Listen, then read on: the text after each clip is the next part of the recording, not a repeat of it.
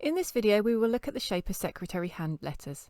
I will point out which letters are diagnostic, meaning that the style is distinctive to a particular style of writing and in this case informs the reader that the document is written in secretary hand.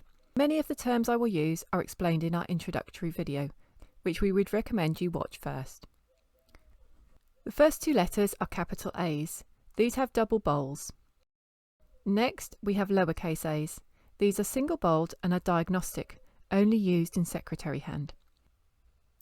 You can see the attacking or leading stroke going up to the A and the bottom of the bowl would sit on the line.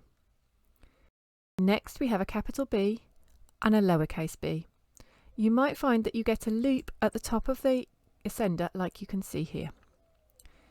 We have two examples of hot cross bun C's which indicate a capital C.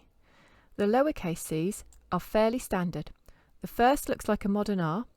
The second one has an attacking stroke at the top which is fairly common. These C's can be mixed up with a T as they would be used interchangeably. For example in the shon sound, which could be spelt C-I-O-N or T-I-O-N. Next we have your typical capital D, followed by a lowercase d. You will notice that with the D the ascender leans to the left. Moving on to a capital E. These can be confused with a capital G.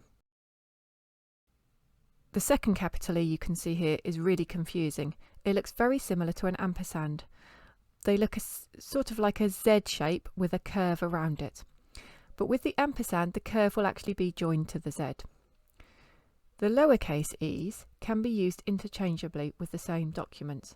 The middle one looks like a reverse modern E, so is quite easy to spot.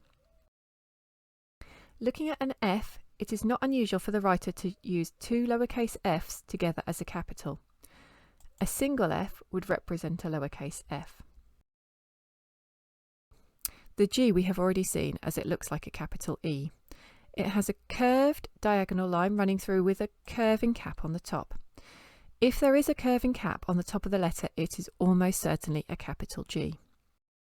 The lowercase g looks very much like a Y, but with a straight line going across the top.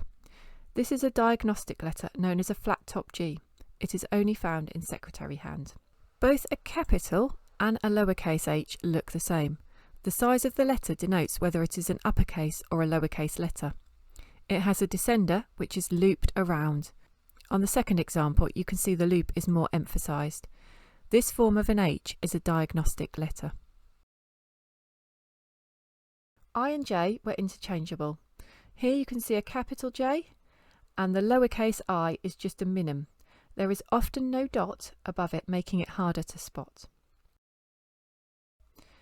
A K has at least two loops on the ascender and the crossbar is below the middle loop. The crossbar connects it to the next letter. In this case of the second K you can see it is an I. The capital K is often more flourished than the lowercase with a longer stroke at the bottom. We have a capital and a lowercase l. Note the loop on the ascender. An M looks very similar to a modern day M. You can see the attacking or leading stroke going up to the top of the first minim. It can be confusing when it's used next to letters with lots of minims. An M at the beginning of a word will often look more like this. It can be confused with an A and a J, but it is a common form of a letter M. The long form indicates the final minim. The N has a long leading stroke which might make it easy to confuse with a U. A capital O will have a curving stroke through the bowl of the letter.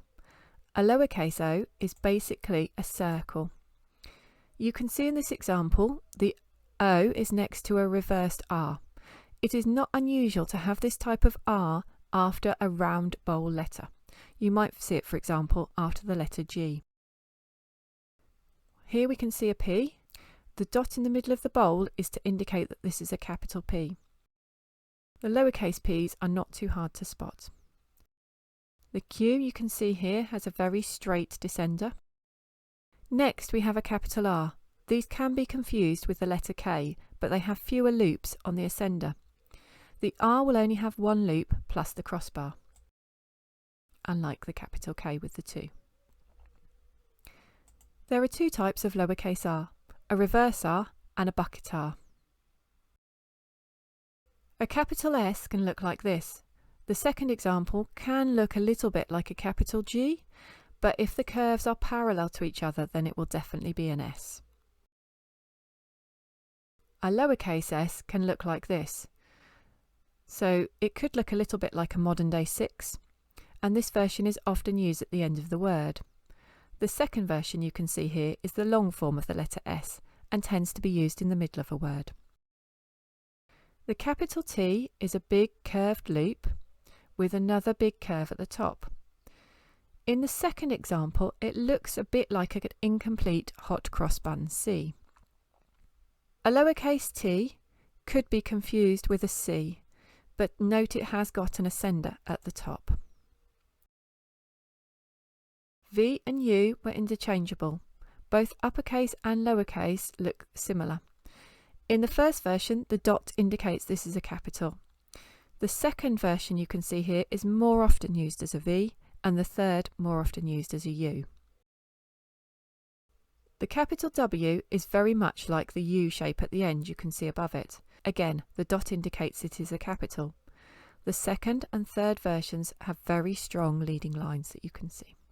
The letter X is very similar to a P, but with the P you have that extra curve to start off. They also have a looped descender. Finally, a Z is always a long Z. It has a looping descender on the end. Zs are only used as terminal letters, often instead of an S.